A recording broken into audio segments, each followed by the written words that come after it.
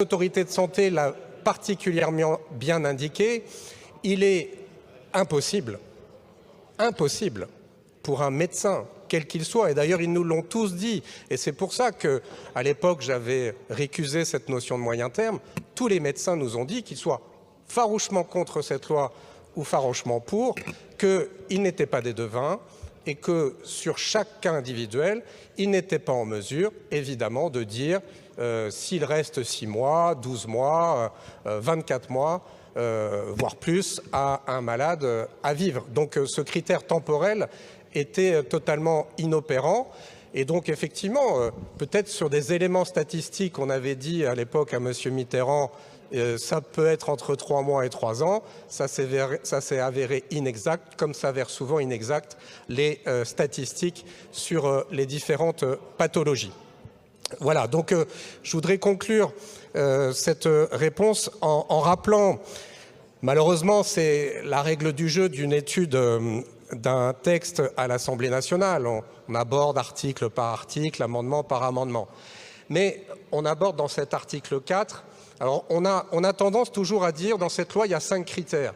Ben, c'est pas vrai, il n'y a pas 5 critères, il y a 5 alinéas, et dans le critère que nous abordons, à l'intérieur même de cet alinéa, ce n'est pas un critère, ce sont, j'allais dire, des conditions cumulatives qui forment ce critère.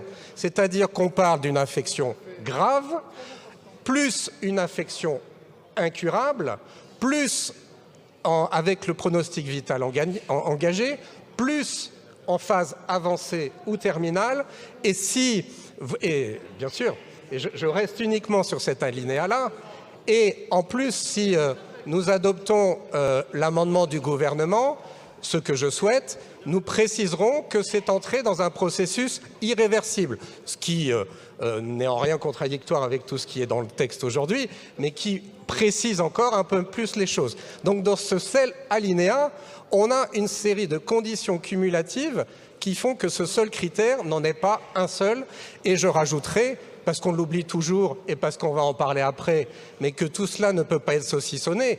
On parle, mes chers collègues, de souffrance, de souffrance physique ou psychologique, de souffrance.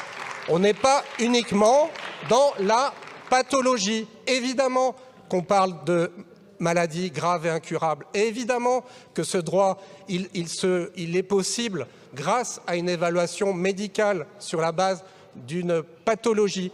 Mais on parle aussi, et c'est cumulatif, avec la notion de souffrance réfractaire ou insupportable. Donc on ne peut pas saucissonner ce débat. La règle du travail parlementaire fait que nous y sommes contraints. Mais je rappellerai autant que nécessaire à chaque fois que les critères d'accessibilité à ce droit à mourir reposent sur des critères cumulatifs.